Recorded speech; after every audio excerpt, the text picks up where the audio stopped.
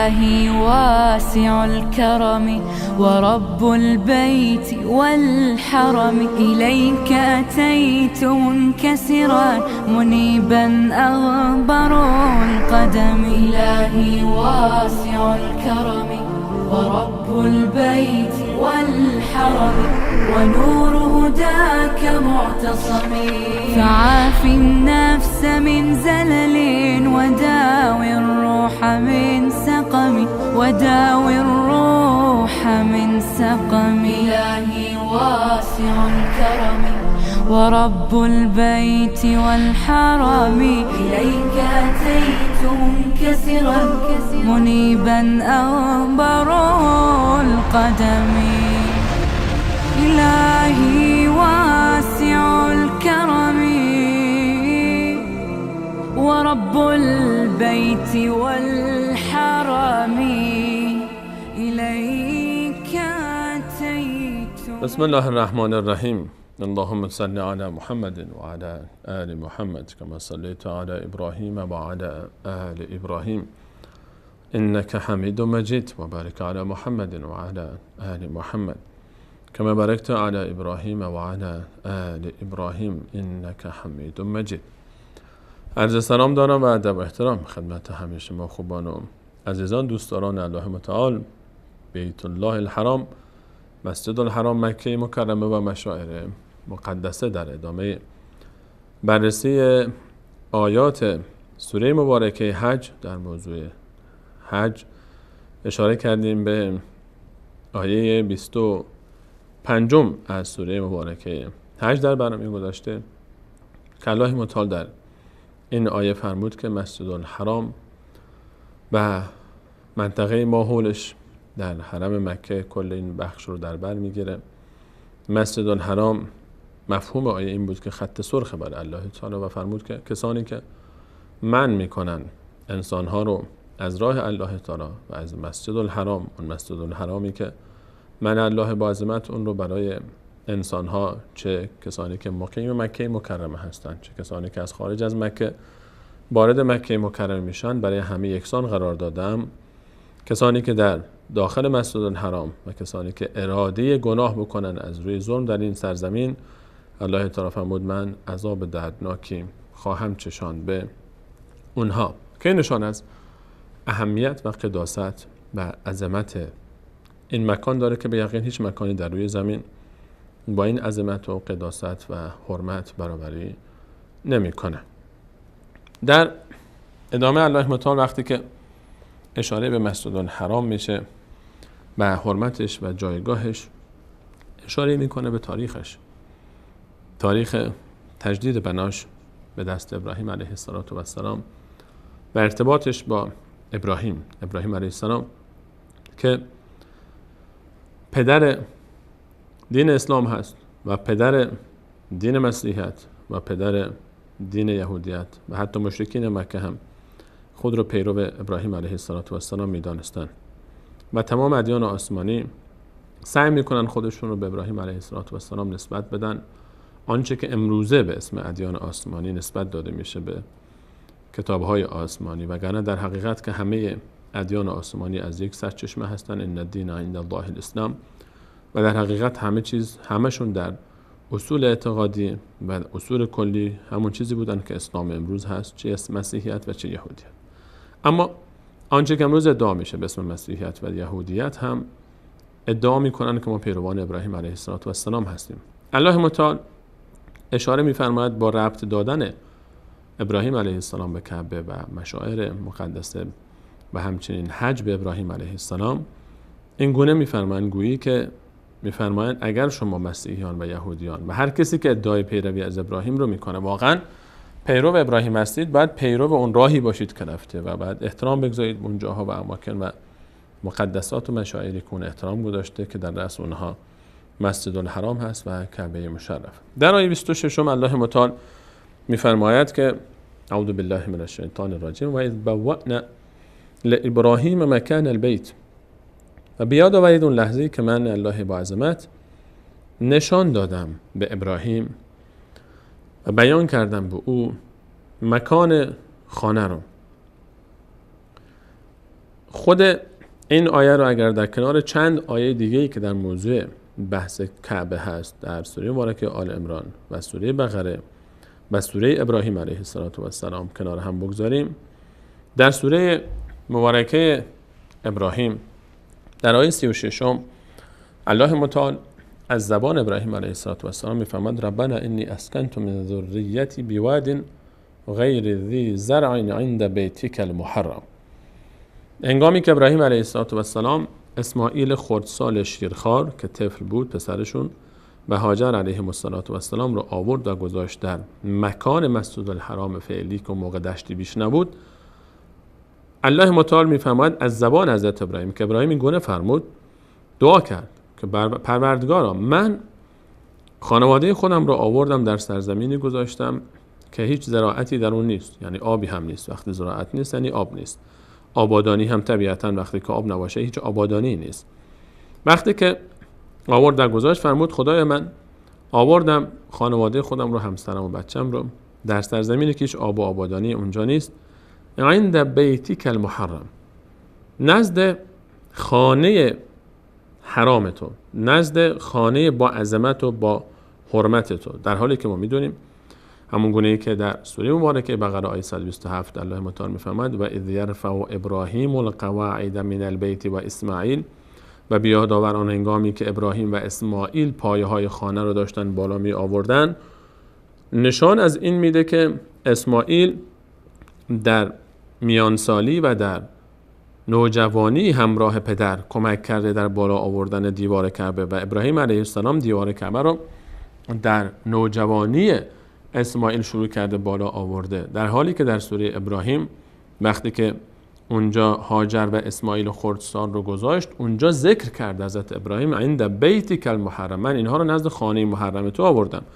اون موقع که خانه ای نبود، اون موقع خانه رو ابراهیم بلند نکرده بود، قواعدش رو به تعبیر قرآنی پایه های اون رو به همراه اسماعیل، چون اسماعیل کوچک بود. پس حکایت برمیگرده به قبل از ابراهیم علیه السلام بحث خانه، چون قبل از ابراهیم ساخته شده بود خانه و این همون مفهوم آیه 96 سوره مبارکه آل عمران هست که فرمود ان اول بیت وضع للناس للذی ببکة مبارکا و هدی للعالمین. اولین خانه‌ای که برای عبادت انسان‌ها روی زمین ساخته شد اون خانه‌ای بود که در مکه هست که تعبیر آیه بکه بود که همون نام مکه هست و برای مبارک است و هدایتی برای انسان‌ها. و حتی گفته میشه که وقتی که الله تعالی فرمود اولین خانه‌ای است که برای هدایت انسان‌ها ساخته شد، آدم علیه السلام از همین انسان هاست. پس حتی قبل از آدم هم فرشتگان این خانه رو گذاشته بودن و حالا شکلش به چه شکلی بوده و به چه بنایی ساخته شده بوده. از این آیات، مجموع این آیات این گونه برداشت میشه که خانه کعبه حتی قبل از آدم علیه السلام وضع شده بوده، چون اون هم یکی از انسان هاست و الله تعالی فرمود که اولین خانه‌ای که برای انسان‌ها، برای عبادت انسان‌ها بنا گذاشته شده خانه کعبه است. از مجموع آیات 96 سوره آل عمران و آیه 127 سوره بقره و همچنین آیه 36 سوره مبارکه ابراهیم و این آیه 26 سوره مبارکه حج میشه این رو برداشت کرد. در این آیه الله متعال میفرماید و اذ بوأنا لابراهیم، وقتی که ما بیان کردیم و نشان دادیم به ابراهیم علیه السلام مکان خانه رو، مکان بیت رو. پس ابراهیم علیه السلام را الله متعال میفرماید من بهش نشون دادم. خانه کعبه در گذر تاریخ به خصوص بعد از طوفان نوح کلا دیوارهاش خراب شده بود و چیزی ازش باقی نمونده بود و اما مکانش باقی مونده بود.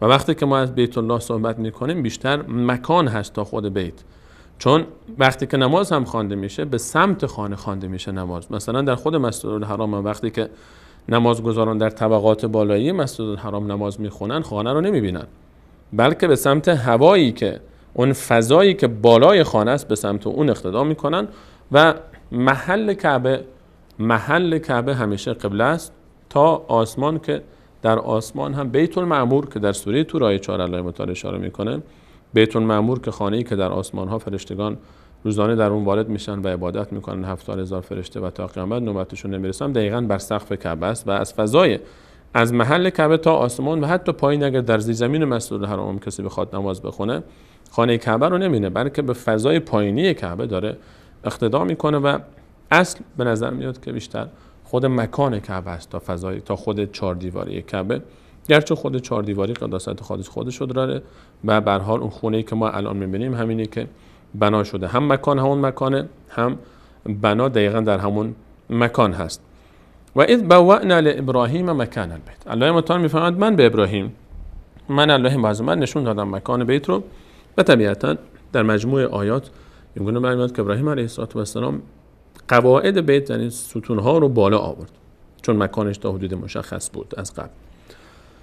الله متعال در ادامه میفرماید وقتی که نشان دادیم به ابراهیم گفتم که الله تشرک بی شیئا، به من شرک نیار. خطاب به ابراهیم علیه السلام. گمان نمیره که ابراهیم علیه السلام شرک بکنه، هرگز. پس چرا این گونه تعبیر میشه به ابراهیم علیه السلام؟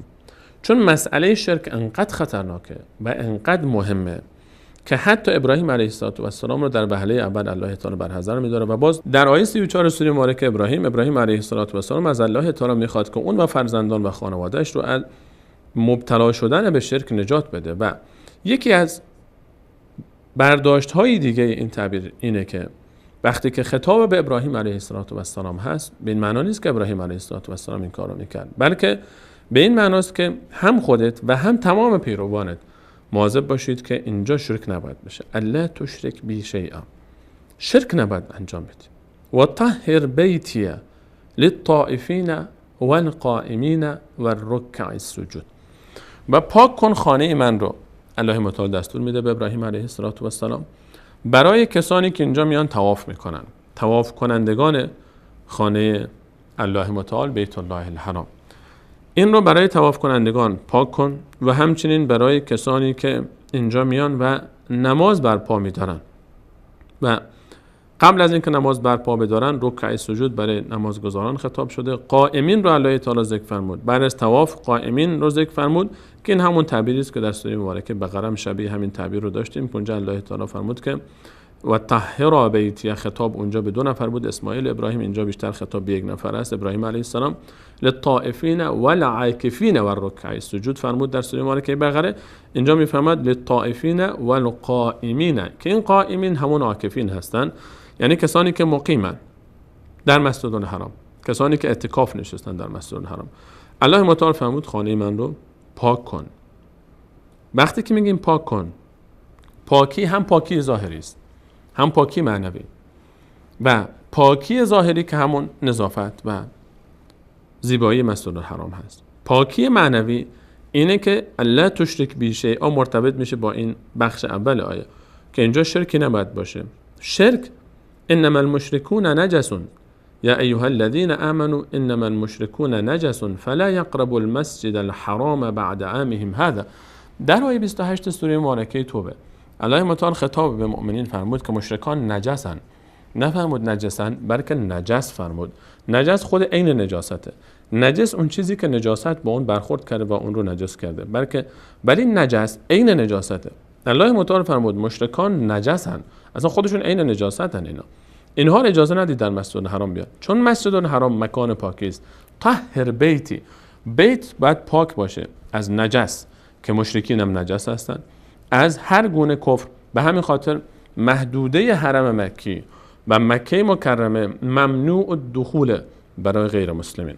غیر مسلمین اجازه دخول به مسجد الحرام رو ندارن مگر اینکه کسی منافق صفتی، حالا مشرکی که ادعای اسلام میکنه و در صفت منافقین در زمره منافقین داخل میشه، که منافقین ما همون حکم ظاهری بر اونها اجرا میشه چون ادعای اسلام دارن. و در زمان رسول صلی الله علیه و سلم هم این اتفاق میافتاد که منافقین در صف رسول صلی الله علیه و سلم و حتی در مسجد النبی هم داخل میشدن با وجود اینکه کافر بودن، اما کفرشون مخفی بود و خیلی از اونها رو حتی رسول صلی الله علیه و سلم هم نمیشناخت.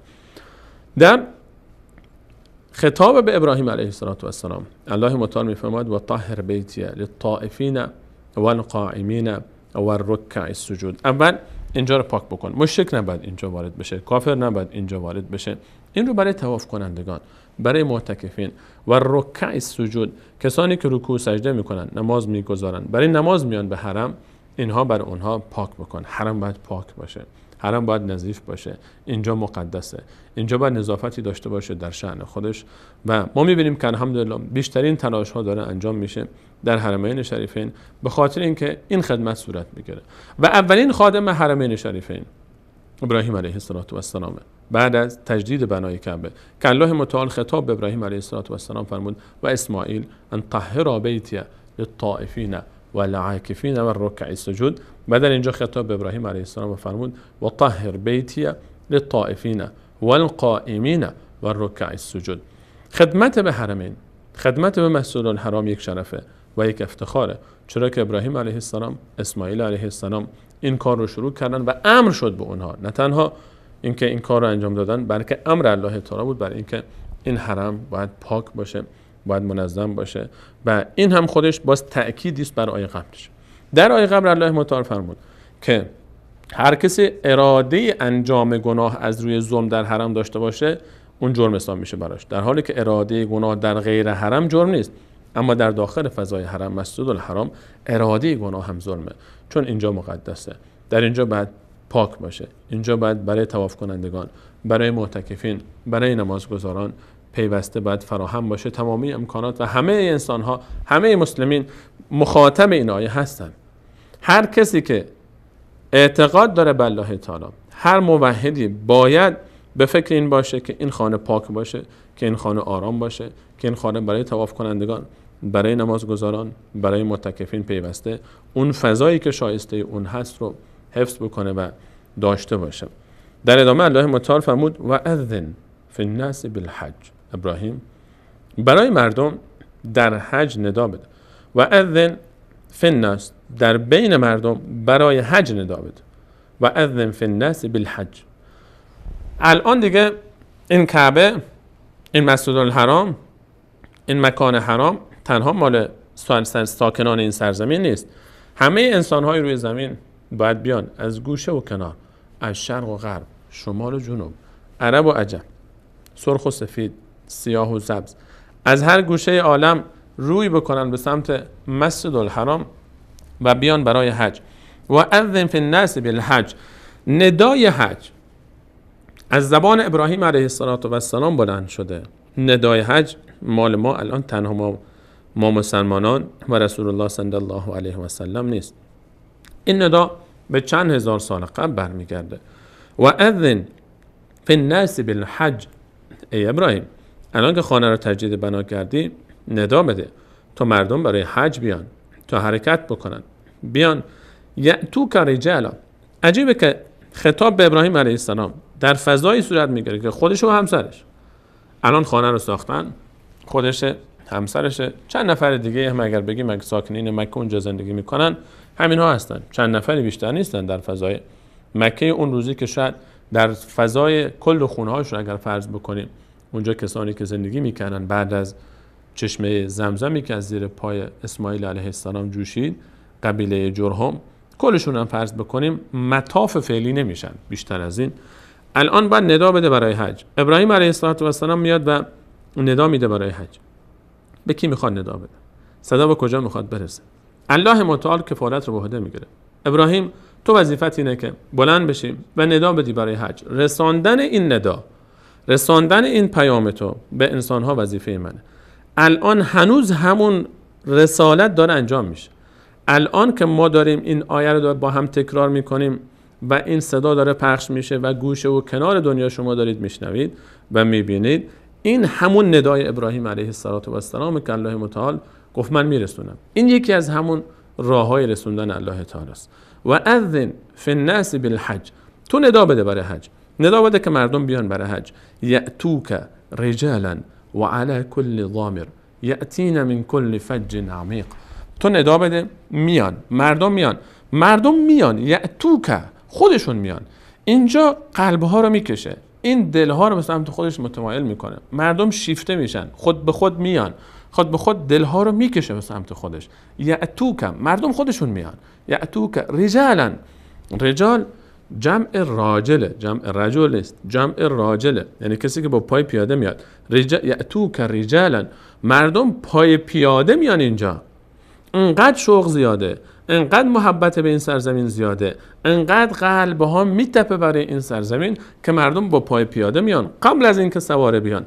الله متعال پای پیاده رو مقدم کرد بر سواره، یأتوک رجالا و علی کل ضامر، و همچنین سوار بر اسب‌های لاغرندام، شترهای لاغرندام، سواری هایی که لاغر شدن نه که لاغر بودن.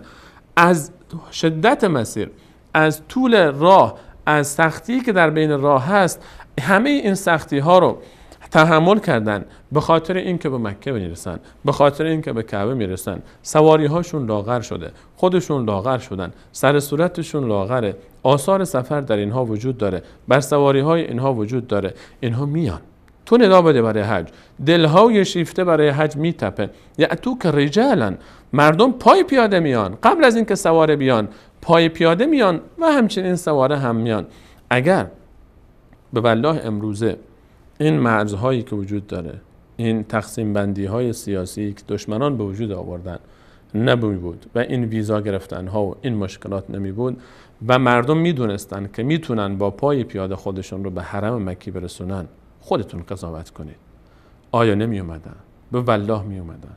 الله تعالی میفرماد ابراهیم تو ندا بده، من میدونم که مردمی هستن شیفتگان کعبه من، یأتوک رجالا، پای پیاده میان قبل از اینکه سوار بیان، پای پیاده میان و اومدن و هزاران بلکه میلیون ها نفر با پای پیاده در تاریخ از زمانی که این ندا برآورده شد تا الان، حتی الان هم عده‌ای میشنویم که با پای پیاده حرکت میکنن به سمت مسجد الحرام، روانه هستن تا برن ندای ابراهیم علیه السلام رو لبیک بگن. و هر کسی که یک بار لبیک اللهم لبیک بگه ثوابش نوشته میشه به ملت ابیکم ابراهیم، پدرتون ابراهیم، به پدر ما ابراهیم علیه السلام. ابراهیم علیه السلام ندا داد و هر کسی که لبیک میگه جواب اون نداست. اون نداست لبیک اللهم لبیک. اون ندا داد که بیاید الله تعالی شما را به حج فراخوانده، ما هم میگیم لبیک اللهم لبیک، لبیک لا شریک لک لبیک، ان الحمد والنعمت لک والملک لا شریک لک. اون ندا داده شد، مردم با پای پیاده و سواره همچنان دارن میرن از هر گوشه و کناری. یأتین من کل فج عمیق، از هر راه طولانی و بعید و دور و درازی مردم با عشق، با چشمانی گریان وقتی که به مکه مکرمه وارد میشن تمام خستگی های راه رو فراموش میکنن، تمام گذشته رو فراموش میکنن. با چه عشقی، با چه محبتی، دیوانوار، با خستگی های فراوانی که دارن حتی استراحت هم نمیکنن.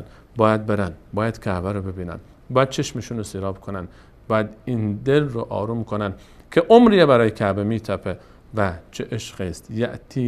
یأتین من کل فج عمیق، یأتوک رجالا و علی کل ضامر، یأتین من کل فج عمیق. ابراهیم تو ندا بده اینها میان. و چرا نیان؟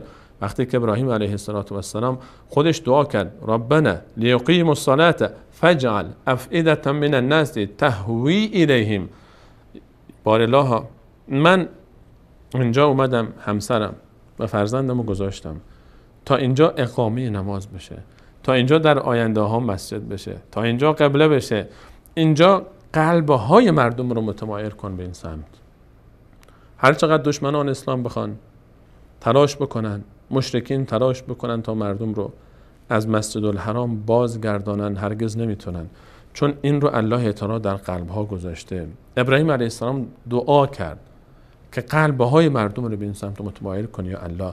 و الله تعالی فرمود و اذن فی الناس بالحج، تو ندا بده یأتوک رجالا، میان مردم پای پیاده میان، و علی کل ضامر، بر سواری هایی که از شدت سفر و مسیر لاغر شدن میان. یأتین من کل فج عمیق، از راه های دور و دراز خودشون رو به تو میرسونن.